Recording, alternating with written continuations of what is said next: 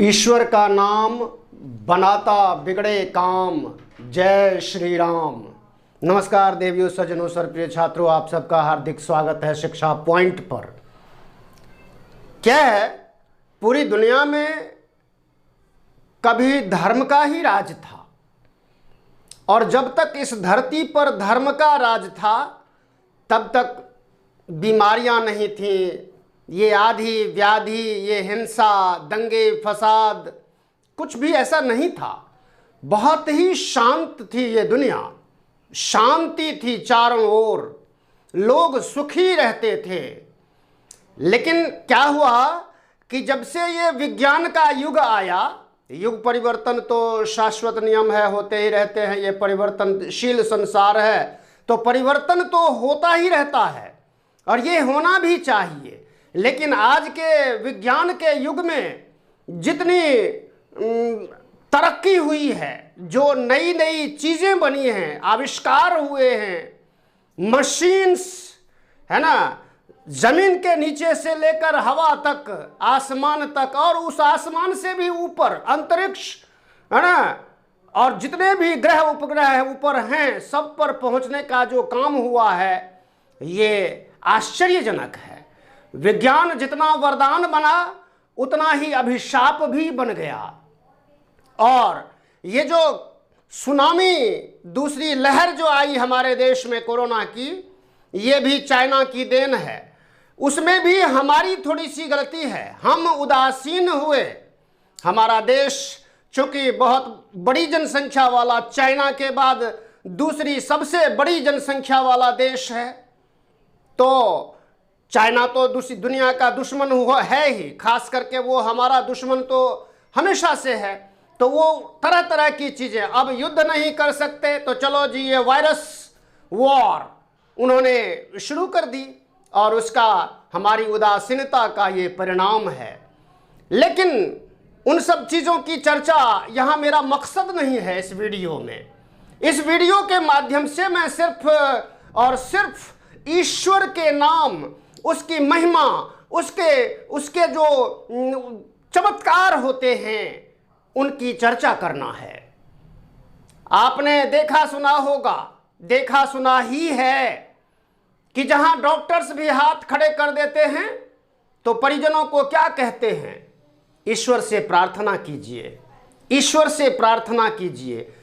ईश्वर से प्रार्थना जो की जाती है वह जरूरी नहीं कि 100% सफल ही हो जाए। भाई, अब किसी की मृत्यु तो होनी है, अगर किसी की मृत्यु होनी ही है तो वो हो ही जाएगी।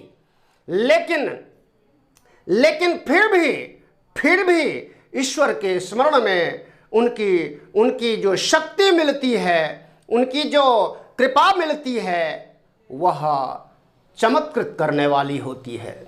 मेरा ये अनुभव है, मैंने इस जीवन में जो अनुभव किया है वो ये है कि जहां चारों ओर से परिस्थितियां आपको घेर लेती हैं, लोग आपसे मुंह मोड़ लेते हैं, अपने भी भाई बंधु है ना, मित्र और जो नजदीकी लोग होते हैं, ये सबसे पहले मुंह मोड़ने का काम करते हैं, तो एकमात्र रास्ता रह जाता है और वह ईश्वर का रास्ता है, ईश्वर के नाम का सहारा रह जाता है। जब सच्चे मन से प्रार्थना की जाती है तो उसका फल अवश्य प्राप्त होता है। इस मुश्किल वक्त में परिवारों में, परिवार में लोग एक साथ रहते हैं। ऐसे में घर में हम जिन किन्हीं देवी देवताओं को मानते हैं उनका ध्यान, स्मरण, चिंतन बहुत ही आवश्यक है। वो आत्मशक्ति के लिए, मानसिक शक्ति के लिए बहुत आवश्यक है। और विशेष रूप से मैं यहाँ चर्चा करना चाहूँगा प्रभु श्री राम और हनुमान की और हनुमान चालीसा की। गजब की शक्ति है इस चालीसा में, गोस्वामी तुलसीदास की रचना है ये। गजब की ताकत है भाई, इसकी ताकत के सामने कोई अन्य बुरी बलाएं टिकती नहीं है।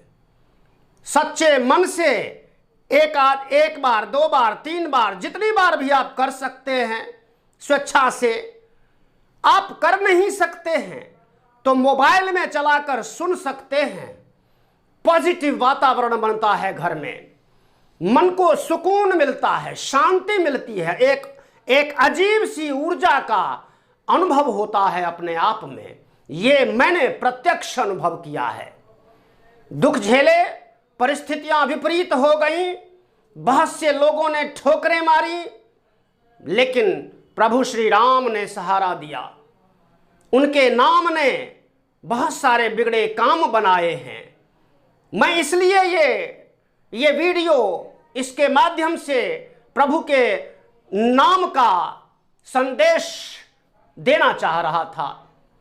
जो मेरे चैनल को देखते हैं और वीडियोस देखते हैं, मुझे ऐसा लगता है कि मैं ये जो वीडियो बना रहा हूं, इससे बहुत पॉजिटिविटी उन लोगों के अंदर, उनके घरों के अंदर व्याप्त होगी, निश्चित रूप से होगी। ये गजब की ताकत देने वाले हैं।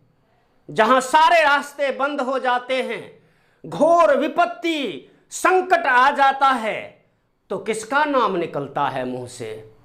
ओ गॉड, हे भगवान, है ना, यही निकलता है मुंह से। क्योंकि सारे रास्ते आपके सामने बंद हो गए।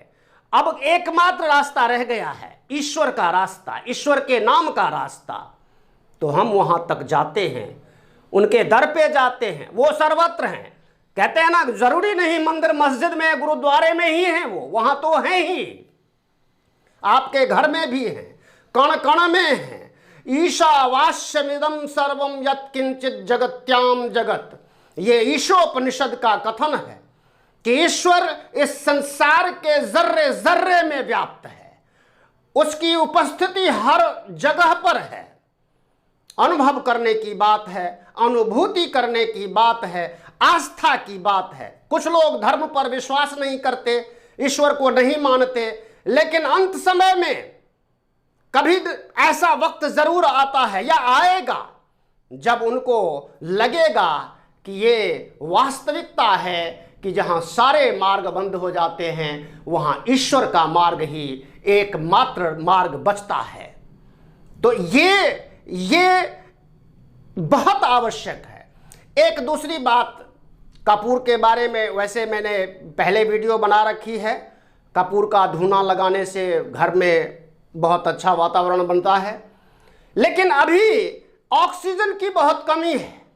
ऑक्सीजन की कमी से लोग मर रहे हैं।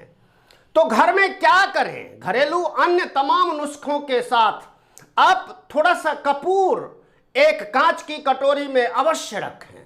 उसमें हरी इलायची, अच्छी सी इलायची भी आप रखें। इलायची, ये जो कपूर है, ये हवा में घुलता मिलता है। आप देखोगे, अभी आप कटोरी में रख दो, 2-4 दिन में देखोगे कि बिल्कुल थोड़ी मात्रा में उसमें बच गया है वो, क्योंकि वो हवा में घुलता मिलता है। मुझे याद है, आप सब जो वैष्णो देवी गए होंगे, तो वैष्णो देवी में जो लोग पैदल चढ़ाई करते हैं माता के दरबार तक पहुंचने के लिए, उनको एक कांच की कटोरी में थोड़ा सा कपूर दिया जाता है कि सूंघते जाएं, क्योंकि ज्यों-ज्यों ऊपर जाते हैं ऑक्सीजन की कमी होती है। तो उसको सूंघने से ऑक्सीजन की भरपाई होती है, ऑक्सीजन मिलता है उससे। तो जहां भी मान लीजिए परिवार में जिस किसी स्थान पर बहुत से लोग ज़्यादा समय बिताते हैं, आप वहां कहीं रख सकते हैं, शयन कक्ष में रख सकते हैं, बेडरूम में रख सकते हैं, किचन में रख सकते हैं, ताकि उससे वातावरण में, वायु में, हवा में जब उसकी सुगंध घुलती है तो ऑक्सीजन की मात्रा बढ़ती है। उसको सूंघने से भी ऑक्सीजन तुरंत राहत मिलती है। ये गजब का फायदा पहुंचाने वाला है। ये सब करें और मानसिक रूप से कोरोना को हराने का और एक और बात बताना जरूरी है। हंसिए, खिलखिलाते रहिए। कोई ऐसा माहौल क्रिएट कीजिए जहां आप ठहाके लगा सकें। एंटीबॉडीज बनती है उससे शरीर में। एक मिनट की हंसी से शरीर में जो ऊर्जा आती है ना, प्रतिरोधक क्षमता विकसित होती है, हमारी जो शरीर का जो प्रतिरक्षा तंत्र है वह मजबूत होता है और हम रोगों से लड़ने में सक्षम हो जाते हैं। तो जैसे कैसे भी हो हंसी बहुत जरूरी है।